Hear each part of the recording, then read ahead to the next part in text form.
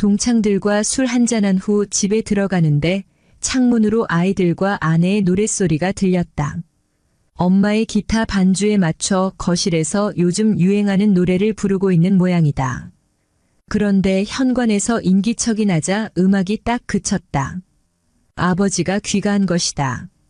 아들 녀석이 아버지를 향해 이제 오셨어요 라며 꾸벅 인사하고는 자기 방으로 들어간다. 딸아이도 엄마와 아버지의 눈치를 보다가 곧 방으로 들어갔다. 그 모습을 잠시 지켜보던 아내도 곧장 부엌으로 가버린다. 말은 하지 않아도 아이들과 즐겁게 놀고 있는데 왜 일찍 와서 분위기를 깨냐는 눈치다. 친구는 이런 이야기를 내게 들려주며 자신이 대체 뭘 잘못했는지 모르겠다고 한다. 사실 아버지도 아이들과 얘기를 나누고 싶다.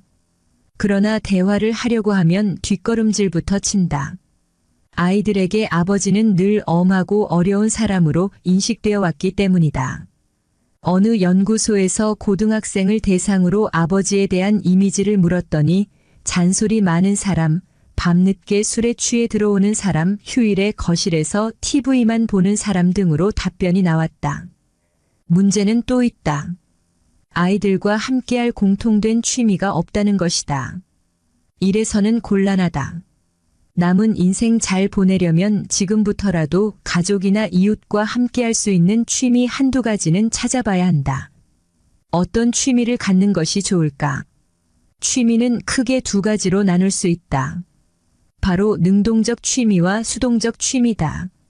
능동적 취미는 스스로 창의적인 생각을 하며 자의적으로 여가를 즐기는 행위다.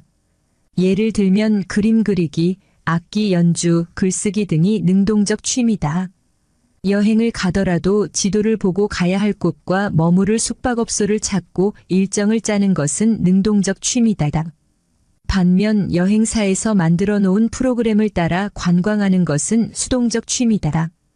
관광 중에 무언가 하고 싶어도 정해진 일정 때문에 그럴 수가 없다. 조금이라도 지체했다가는 버스에서 기다리는 가이드의 눈총을 받기 쉽다. TV 시청도 대표적인 수동적 취미다. 남이 만들어 놓은 프로그램을 그저 바라보고만 있는 취미다. 물론 TV 시청이 나쁘다는 것은 아니다. 문제는 그것을 습관적으로 보는 것이다. TV 시청은 남이 만든 프로그램을 바라만 보는 수동적 취미 활동이다. 게티 이미지 뱅크. 능동적 취미가 좋을까, 수동적 취미가 좋을까?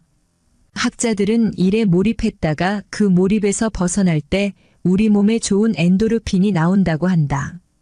예를 들면 바이올린 주자가 1시간 가까이 연주해야 하는 협주곡을 오케스트라와 하모니를 잘 이루어 마쳤을 때 산악인이 암벽 등반을 마치고 무사히 평지에 두 발을 디뎠을 때 엔도르핀이 솟는 것이다.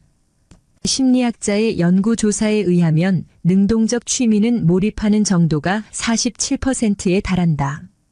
반면 수동적 취미는 그 정도가 4%에 불과하다. 능동적 취미를 즐길 때 몰입하는 정도가 훨씬 크다는 의미다. 그러므로 기왕 취미 생활을 하려면 수동적 취미보다 능동적 취미가 더 바람직하다. 이 밖에도 긍정적인 효과가 있다. 새로운 사람과 교류하게 되고 동호회를 결성할 수도 있다.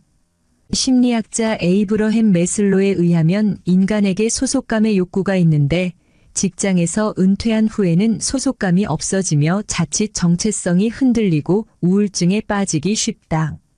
이럴 때 동호회를 통해 친구도 사귈 수 있고 소속감의 욕구도 충족하게 된다. 특히 가족과 함께 취미를 즐기면 공통 관심사가 생겨 대화가 풍부해지고 관계가 개선되는 것은 물론이다. 어떻게 자신이 원하는 취미를 발견할 수 있을까? 먼저 종이에 원하는 바를 써본다. 자신이 원하는 것인지 남이 원하니까 자신이 원하는 것인지를 구별하는 것이 중요하다. 지금까지 남이 원하는 것을 추구하느라 애를 썼는데 후반생까지 그렇게 할 수는 없다. 다음에 3가지 활동을 기준으로 자신이 하고 싶은 취미를 찾아봐도 좋다. 첫째, 현재 흥미를 느끼고 있는 활동. 둘째, 과거에 하려고 했던 활동. 셋째, 앞으로 하려고 생각 중인 활동이다. 아무리 사소한 것이라도 넘겨버리지 말고 생각나는 대로 모두 기록한다. 똑같은 활동이 반복돼도 괜찮다. 리스트를 작성했다면 이 중 몇 가지를 골라 활동을 시작한다. 우선순위를 정하는 것도 좋다. 또 시한부 인생을 산다면 가장 하고 싶은 일은 무엇인가? 를 생각해 보는 것도 방법이다. 이런 고민을 통해 자신이 정말 무엇을 원하는지 그리고 무엇을 좋아하는지 발견할 수 있다. 인생에서 달성할 만한 가치가 있는 것은 저절로 오지 않는다. 새롭고 가치 있는 인생을 살고 싶다면 먼저 목표를 정해야 한다.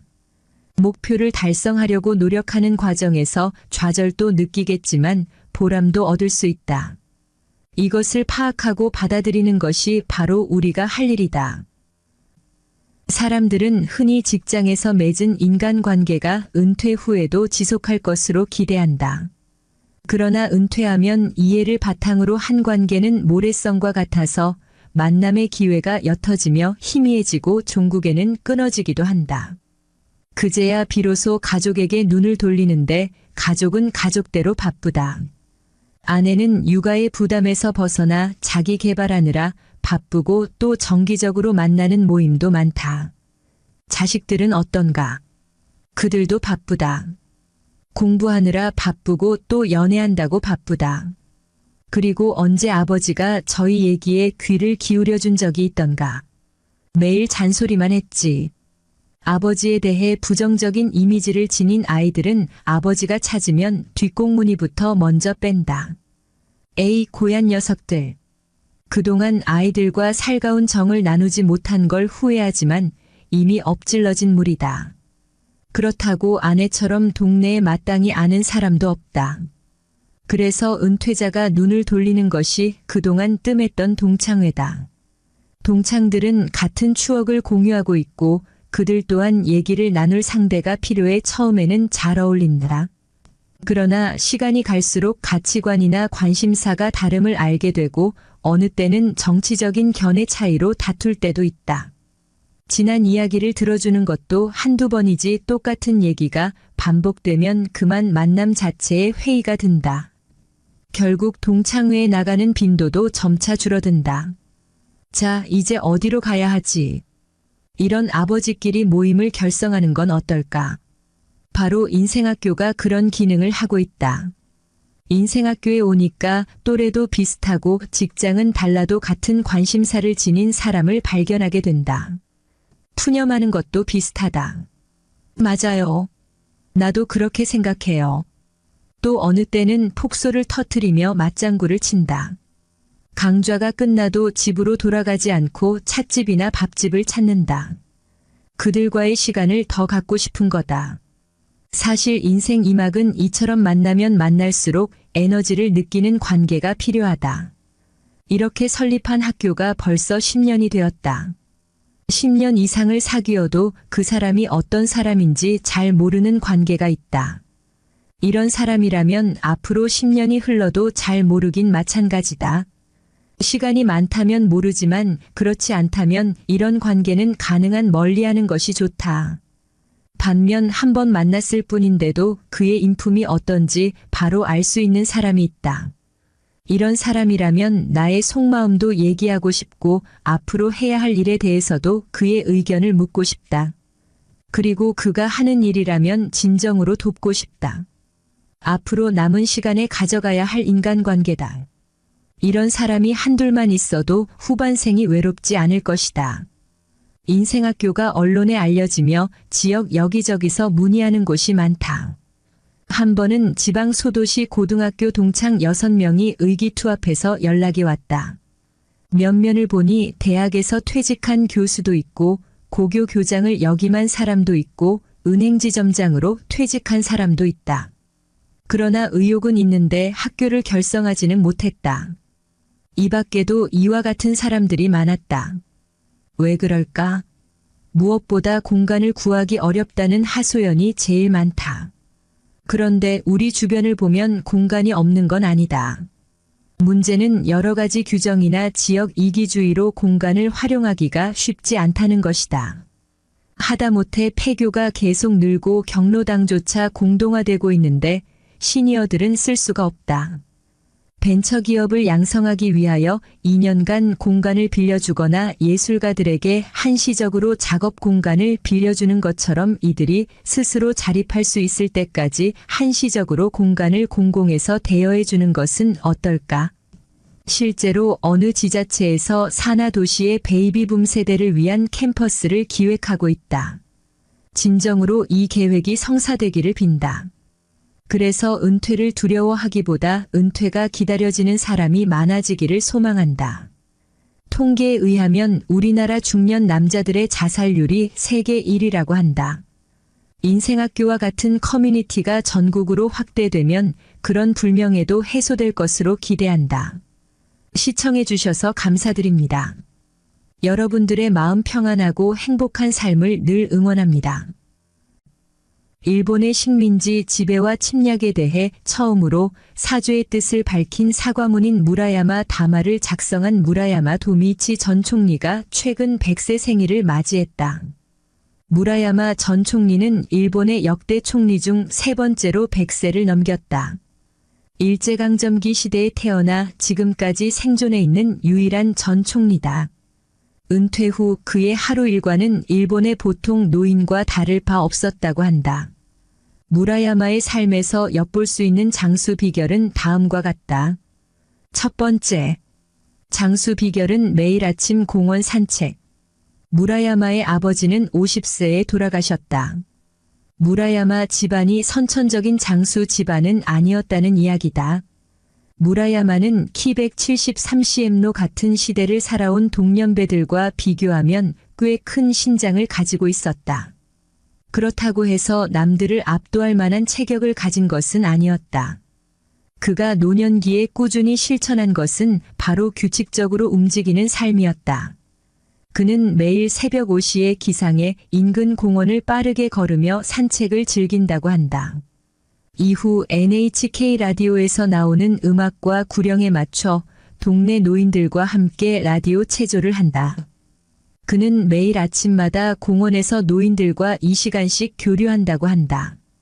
규칙적이고 반복적인 아침 일과는 무라야마의 살 속에 깊숙이 뿌리내려 그가 잔병치레 없이 건강히 100세를 맞이할 수 있게 하는 기반으로 작용했다. 언론에 공개된 100세를 맞은 무라야마 전 총리의 현재 모습. 마이니치 신문 제공, 조선일보 사진. 두 번째, 무리하지 않고 자연체로 살았다. 아침 시간 이후에도 무라야마의 소박하지만 규칙적인 삶은 계속된다. 그는 일주일에 3회 정도 데이케어 센터를 다니며 건강을 검진받는다고 한다. 그는 오후 시간에도 가벼운 체조와 산책을 병행한다고 한다. 주기적으로 하체 운동을 하며 근육량이 너무 손실되지 않게끔 관리하는 것도 장수 비결 중 하나다. 소박한 삶 가운데서도 본인만의 즐거움을 찾는 것이 장수의 비결이다. 무라야마는 TV로 수모 경기를 보는 것이 일상 속 즐거움이라고 말했다. 세 번째, 무라야마가 종합해본 자신의 장수 비결은 바로 무리하지 않고 자연체로 사는 것이었다. 일본에서 자주 쓰는 용어인 자연체는 양발을 적당히 벌리고 자연스럽고 부담 없이 취하는 자세를 뜻한다. 무라야마가 욕심 없이 자연스럽게 흘러가는 삶을 추구했다는 뜻으로 해석된다. 무라야마는 정치적 입장은 딱 한 줄만 밝혔다. 그는 일본이 언제까지나 평화로운 나라로 계속되기를 바란다는 내용의 성명을 발표했다. 아울러 그는 100세라는 게 실감나지 않는다며 가족과 보내는 것을 행복이라 생각한다. 앞으로도 건강에 유의하고 하루하루를 소중히 하고 싶다라는 소망을 밝혔다. 80, 90 건강하려면 65, 75 잘 관리해야 한다. 뉴스를 보면 고령화 시대, 초고령화 사회라는 단어를 심심찮게 발견할 수 있다. 평균 수명과 평균 연령이 점점 늘어나는 건 더 이상 낯설지 않은 현상이다. 이에 나이가 들었어도 굳이 그걸 의식하지 않고 나름대로 건강하게 살 수 있는 방안들에 대해 여러 가지 제안들이 등장하고 있다. 일본 사단법인 액티브 시니어 협회에서는 건강하고 활력 있는 인생 후반기를 보내기 위한 다양한 준비 방법들을 소개했다. 첫 번째, 마음 건강. 많은 사람들이 은퇴 후 삶을 되돌아보면 바쁘게 일에 쫓기거나 자식을 키우느라 자기 자신을 제대로 돌보지 못했다는 이야기를 하곤 한다. 이에 활기찬 시니어 생활을 위해 가장 먼저 요구되는 것이 바로 마음을 건강히 재정비하는 것이다. 지금부터 자신에게 주어진 시간이 무료하고 허탈한 것이 아니라 여유롭고 자유롭게 활용할 수 있는 시간임을 확실하게 인지하는 것에서부터 건강한 시니어 생활은 시작한다. 두 번째, 몸 건강. 마음을 다잡았으면 본격적으로 신체의 건강도 챙기는 것이 좋다. 굳이 어려운 무언가를 하지 않더라도 가벼운 운동이나 외출만으로도 충분히 신체의 건강을 챙길 수 있다. 만약 은퇴 직후를 넘어서 8090대까지 다른 사람의 도움 없이 자유로운 생활을 이어가기를 원한다면 6575세 사이의 10년을 특히 건강에 신경 쓰며 살아야 한다. 나이가 든 이후에도 적극적으로 사회와 교류할 수 있는 좋은 방법 중 하나가 자신의 경험을 다른 사람들에게 공유하는 것이다. 셔터스톡. 세 번째, 자기관리. 나이가 든 이후에는 마음은 크게 달라지지 않았지만 몸이 예전처럼 잘 따라주지 않는 경우가 많다. 따라서 그 어느 때보다 건강에 유의한 자기관리가 중요하다. 시니어에 접어든 이후에는 면역력을 신경 쓰는 생활 패턴을 이어가는 것이 좋다. 음주를 절제하고 영양제를 충분히 섭취하며 매일 스스로 어떤 상태인지 객관적으로 파악하고 넘어가는 것이 좋다. 네 번째, 경험 공유. 노인을 일컬어 가장 지혜로운 사람이라고 칭하기도 한다. 그만큼 살면서 얻은 노하우와 지식이 다른 연배의 사람들에 비해 풍부하다는 뜻이다. 나이가 든 이후에도 적극적으로 사회와 교류할 수 있는 좋은 방법 중 하나가 자신의 경험을 다른 사람들에게 공유하는 것이다. 이때 자신의 경험만을 앞세워 이야기하기보다 상대의 상황을 충분히 고려하고 공감하면서 자신의 경험과 노하우를 전달한다면 훨씬 활력 있는 소통의 시간을 보낼 수 있다. 다섯 번째, 센스. 앞의 모든 것들과 더불어 시니어 생활을 아름답게 꾸며줄 수 있는 것 중 하나가 바로 센스다. 나이가 들었어도 스스로를 어떻게 꾸미고 가꾸느냐에 따라 삶의 활력도가 달라진다. 이때 센스는 타고나는 것이라며 스스로를 방치하기보다는 삶에서 어떤 작은 부분들이 자신을 즐겁게 해주는지 찾아보고 이를 취미와 같이 더 적극적으로 발전시켜 나가는 것이 좋다. 100세 장수노인 혈액 뽑아 분석해보니 건강검진 시 피 검사가 가장 기본적인 항목으로 포함되어 있는 이유는 무엇일까? 바로 혈액이 질병 유무 등 건강 상태를 가장 직접적으로 확인할 수 있는 하나이기 때문이다. 혈액은 체중의 78% 정도를 차지하며 약 6000km에 이르는 혈관을 타고 온몸을 돌아다닌다. 각종 영양분 및 노폐물이 혈액을 통해 온몸으로 흡수되고 배출된다. 혈액이 건강 지표로 활용되는 만큼 장수한 사람들의 혈액 분석을 통해 공통적인 장수 비결을 파악할 수도 있다. 자세한 연구 결과는 다음과 같다. 첫 번째, 혈액 속 포도당 크레아티닌 요산 수치 낮아. 스웨덴 카롤린스카 연구소 연구진은 64세부터 99세 사이에 건강검진을 받은 노인 44,000명을 대상으로 혈액 샘플 분석 연구를 진행했다. 전체 참여자들 중 대다수는 여성이었으며 1224명은 100세 이상이었다. 연구진은 최대 35년간 이들을 추적 관찰했다. 두 번째, 교류에 대한 욕구. 메리노 교수는 100세 이상 장수한 노인들이 대체로 사교적인 성격이라고 분석했다. 가족 혹은 친구들과 지속적으로 따뜻한 인간관계를 맺고 있다는 것이다. 오래 살다 보면 자신보다 가족이나 친구를 먼저 떠나보내기도 한다. 따라서 지속적으로 새로운 사람을 만나는 것에 대해 열려있는 마음을 가지고 있는 것이 장수의 가장 핵심 요인인 것으로 알려졌다. 장수의 핵심 요인 중 하나는 지속적으로 새로운 사람을 만나는 것에 대해 열려있는 마음을 갖는 것이다. 셔터스톡. 세 번째, 활력. 활력은 살아있음을 느끼고 싶은 욕구이자 본인 스스로가 에너지가 넘친다고 느끼고 싶은 삶의 욕구다. 계속 살아가고 싶다는 욕구는 구체적 행동으로 드러난다. 98세까지 의지를 가지고 일을 하거나 매일 계단을 오르내리거나 카드게임을 즐기는 행위 모두 활력에서 비롯된다. 네 번째, 헌신. 메리노 교수는 BBC와의 인터뷰에서 일반적으로 100세인들은 책임감이 강하고 유능하다며 목표를 이루고자 열심히 노력하는 것이 이들의 공통점이라고 언급했다.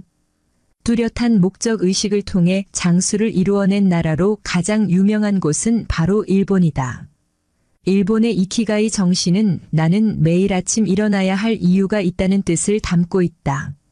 미국 보스턴에서 장수 노인을 대상으로 전문적인 연구를 진행하는 뉴잉글랜드 100세인 연구 공동이사 스테이시 앤더슨은 이러한 이키가이 정신이 일본의 장수 문화를 만들어낸 핵심 요인이라고도 분석했다.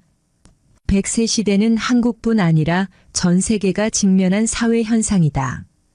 전 세계의 건강한 100세인들을 분석해보면 그들에게 탄탄한 심리적 기반이 갖춰져 있음을 알 수 있다.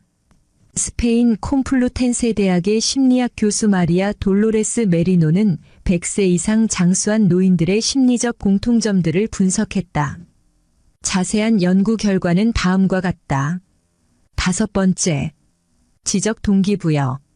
건강한 100세인들에게서는 지속적으로 무언가를 배우려는 모습이 나타나곤 한다. 배움을 통해 활동적인 마음을 유지하면 이는 곧 장수로도 이어진다. 메리노 교수는 사회 계층에 상관없이 많은 100세인들이 엄청난 도서 보유량을 자랑했다라고 말했다. 여섯 번째, 통제력. 100세 이상 장수한 사람들의 경우 자기 자신의 삶을 통제하고 스스로 결정을 내리려는 성향이 강하다는 분석도 나왔다. 메리노 교수는 100세 넘게 살아온 사람들은 대체로 자주적이며 삶을 원하는 방향으로 이끌어 나간다라고 설명했다. 고민 끝에 스스로 결정을 내리는 과정을 반복하면 자연스레 두뇌 활동이 활발해지고 결정을 구체적으로 실천하려는 과정이 활발한 신체 활동으로도 이어지면서 자연스레 장수하는 삶이 만들어진다. 긍정적으로 생각하고 믿음을 가지면 자신감과 함께 건강을 지킬 수 있다. 셔터스톡. 일곱 번째, 긍정적 성격. 긍정적 성격은 단순히 낙천적인 성격을 의미하는 것은 아니다. 연구진은 장수하는 노인들이 가진 긍정적 성격에서 가장 핵심은 일상의 작은 것들에 감사하는 마음이었다고 밝혔다.